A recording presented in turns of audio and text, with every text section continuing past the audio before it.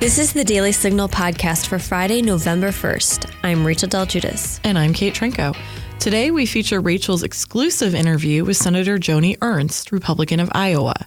Senator Ernst is looking to curb Washington's out-of-control spending and explains to Rachel how she wants lawmakers to tackle that issue.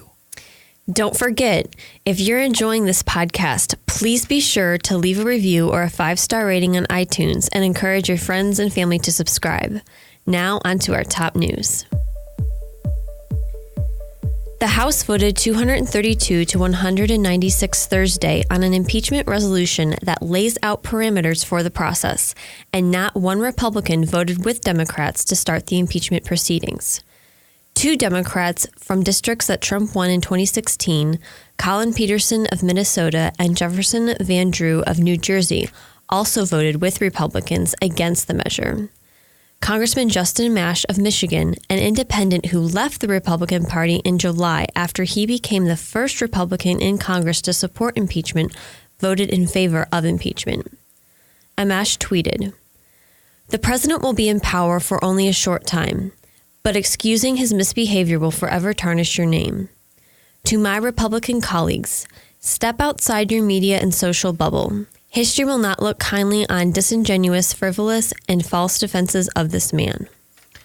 President Trump took to Twitter after the impeachment vote, saying the greatest witch hunt in American history.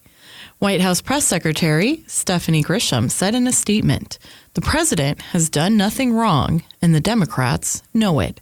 She also said, "With today's vote, Speaker Pelosi and the Democrats have done nothing more than enshrine unacceptable violations of due process into House rules.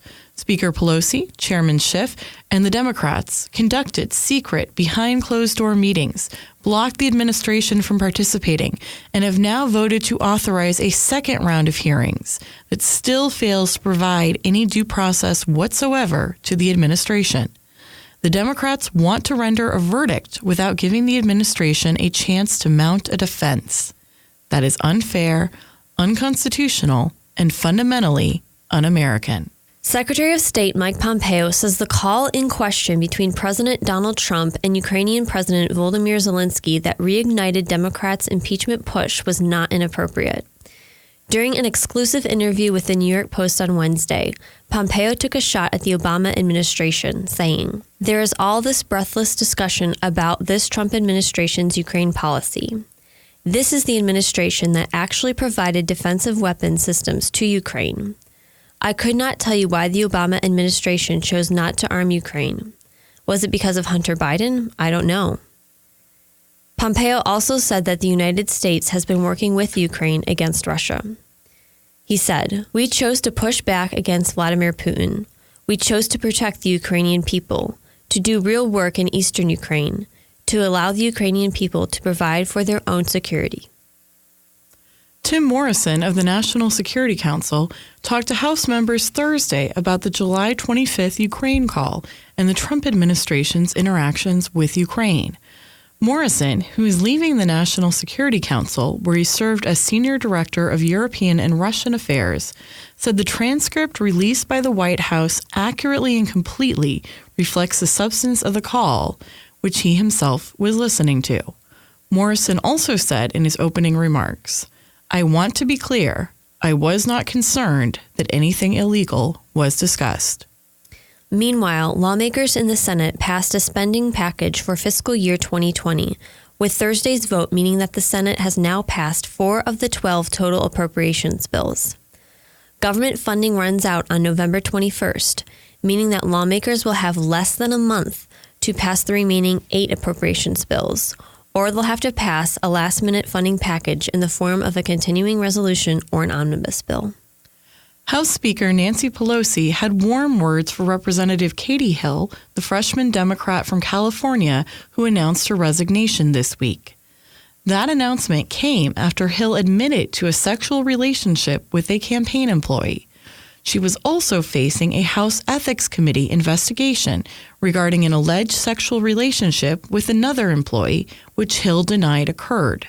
Here's what Pelosi had to say via C-SPAN. Katie Hill's decision to resign is her decision to resign. It is She's an absolutely outstanding young public servant. Very smart, strategic, patriotic, loves our country, respected by her colleagues in the Congress for the work that she does here. She made her decision and her timing, and I respect that. I do say to my own children, grandchildren, especially grandchildren, you know, some of these, I don't know what you would call them, appearances on social media can come back to haunt you if they are taken out of context and that. But I do think that we have to be careful. This is something that I think could spring from this that could be a benefit. Regardless of any errors in judgment that anyone may have made, it's shameful that she's been exposed to public humiliation by way of cyber exploitation. And I caution everyone that they, too, may be subjected to that. So to be careful. Countless women across America have been subjected to this type of harassment and abuse, which is a profound violation of those women's rights, or any men too, and human dignity. So this is. Hill's resignation also came after graphic photos of her had surfaced. Next up, we'll feature Rachel's interview with Senator Joni Ernst. Tired of high taxes, fewer healthcare choices, and bigger government? Become a part of the Heritage Foundation. We're fighting the rising tide of homegrown socialism while developing conservative solutions that make families more free and more prosperous. Find out more at heritage.org. We are joined today on the Daily Signal podcast by Senator Joni Ernst of Iowa. Senator Ernst, thank you so much for being with us today. Oh, it's a pleasure. Thank you, Rachel. So you've had a busy week. Yesterday, you just introduced legislation called the SWAG Act that ends taxpayer-funded trinkets and mascots that these agencies produce. Can you start off by telling us about this legislation and why it's needed? You bet. The SWAG Act, SWAG, is Stop Wasteful Advertising by the Government Act. And what we have found just in our research is that the federal government spends over $1.4 billion with a B dollars on public relations and advertising campaigns. And what's really sad about that is that's over twice the amount of what the federal government dedicates for breast cancer research. And that $1.4 billion is purchasing things like special made costumes as mascots for our different federal agencies. We're buying keychains. We're buying all kinds of little gadgets, koozies, snuggies, and we've spent over $600,000 on coloring books. That's kind of ridiculous. Right. That the fact that we're... It is. It's beyond ridiculous. What is it that the federal government should be doing, and how should we use our taxpayer dollars? I would say coloring books and keychains, probably not a priority within the federal government. Certainly they play a role in private industry, but for the federal government, no. We really need to either save those taxpayer dollars, keep them in taxpayers' pockets, or be using them for the right reasons in the federal government. So what the bill would do, it would prevent those federal agencies from spending that type of money on advertising and little gadgets just to give away. So the government's fiscal year just ended on September 30th, and going into that time, you had introduced legislation called the End of Year Fiscal Responsibility Act to basically address all of this end of year spending that we see agencies taking on and spending things that, trying to use up leftover funds. Why do you see this legislation is needed, and what are some of the harmful last minute spending sprees that you've seen agencies take part in? Yeah, exactly. And at the end of the fiscal year, we see this all the time. It's binge buying bureaucrats that are out there spending all those dollars on things their departments don't really need, because at the end of the fiscal year, that money goes away and you start into a new fiscal year. So they try and spend it on odds and ends. We've seen them spend it on lobster tails, candy, booze, all of those things that they don't really need in their departments. So again, it's not being used wisely. And you know what? If you don't need it, then let's not waste those taxpayer dollars.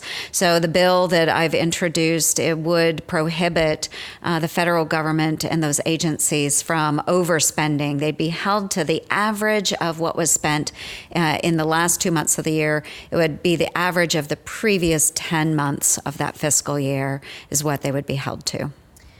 What should the American people know about spending, even how much we're spending now? I think the national debt, it just hit $23 trillion, if I'm correct. And why is this an issue that you're so passionate about? Well, if you look at it and you divide that amongst every person across the United States, our share of the debt, it's well over $60,000 a person, and that is significant.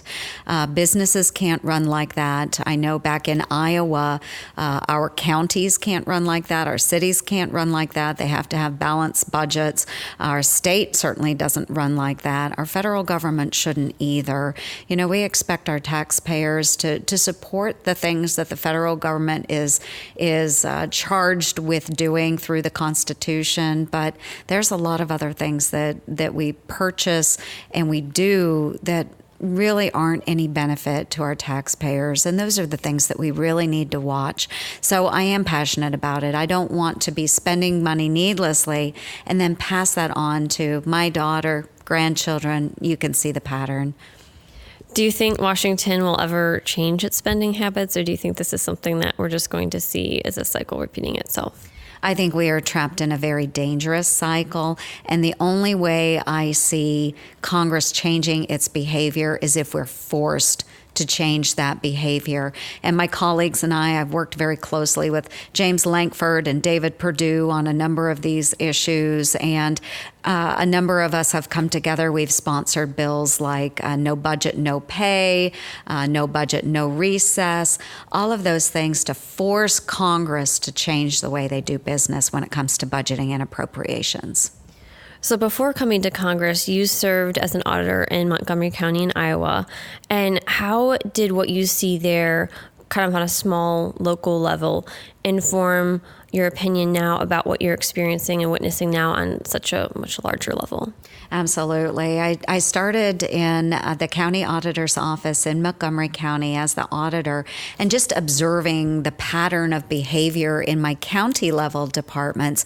Great people, but they were always afraid at the end of the fiscal year, if I don't spend that money, I won't get it when I request dollars for the next year. So they would spend it out. And I saw those same behaviors at the county level, but trying to break them of that habit. Make sure you're budgeting appropriately. Make sure you're not asking for things that the department doesn't need. I come from a fiscally challenged area, and so making sure that we were doing the absolute best we could for our taxpayers was really important.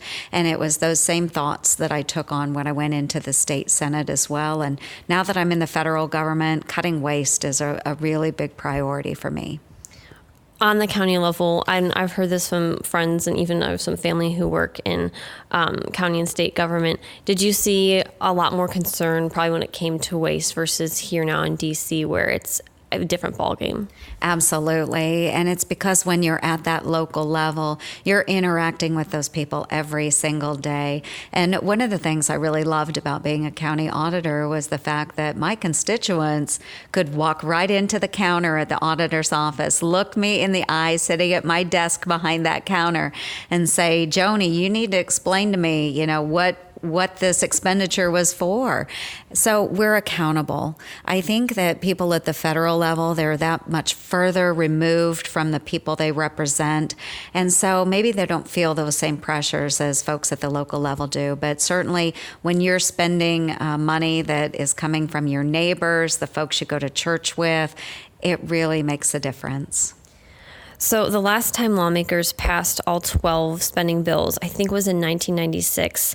And Congress has pretty much since then been passing last-minute omnibus bills and other appropriations bills, wasting money at the last minute and kind of coupling things all together. What do you think of the status quo we've seen on this, and what changes would you like to see if we could have changes. Absolutely. And I went to Leader McConnell. This was a couple years ago when we were passing the Bipartisan Budget Act. And within that act, we had set forward a joint select committee, and I asked Leader McConnell to be on that joint select committee, which would be charged with finding a different way of doing budgets and appropriations. We really needed to reform the process. And he said, wow, normally people don't come asking to be on these types of committees, but he did assign Roy Blunt of Missouri, James Lankford of Oklahoma, and David Perdue of Georgia and I to serve on that committee. We worked diligently for a year, but overall we couldn't come up with an idea that the majority of that joint select committee could get on board with.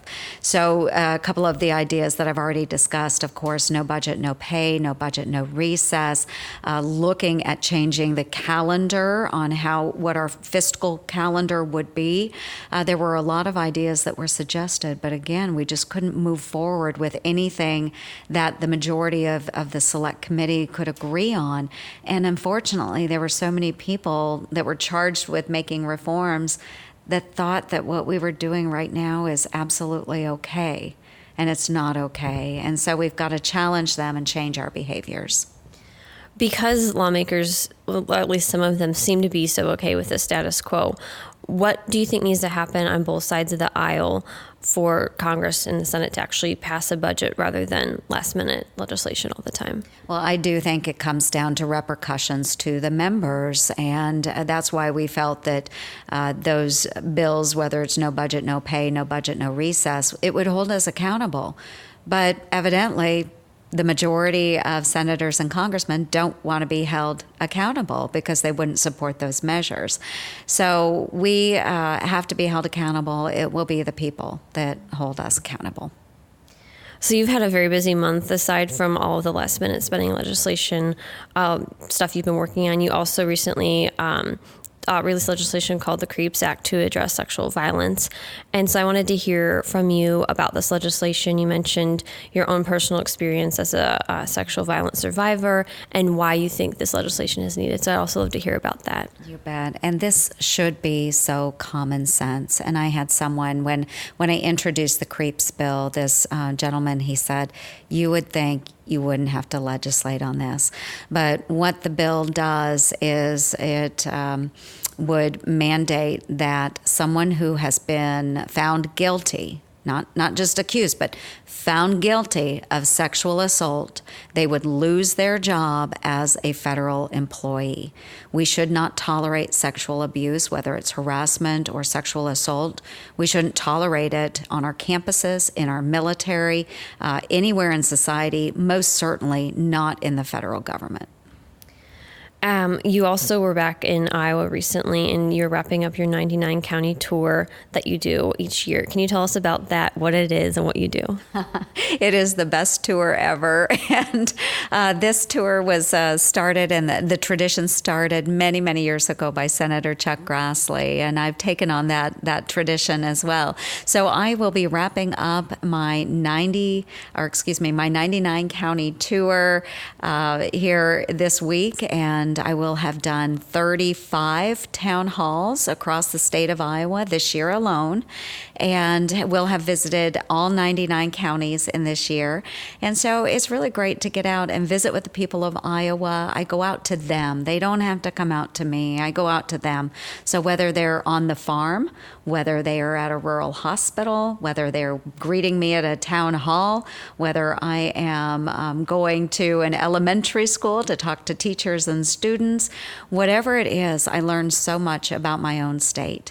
And I think that that's really important in representing my beautiful state of Iowa, is to get out, know the people, understand their challenges, be able to formulate those solutions and bring them back to Washington, D.C. That's why they sent me, is to take their challenges and provide them with a voice in those areas. But it's so much fun. I visited the Empty Nest Winery not all that long ago at Walk On. fun. And it was great. A bunch of constituents from the area came out, and we were able to learn about this family business and how they converted their farm to a winery. And it was just a very fun stop that Friday evening right before their football game, and have also visited other manufacturers, and it makes a difference. Iowans are very proud of what they do, and they're proud of their families, their businesses, and they want to showcase those. So I'm glad to be able to do that. It's a great experience. That's so incredible that you do that, actually taking time going back to each county. That's really awesome.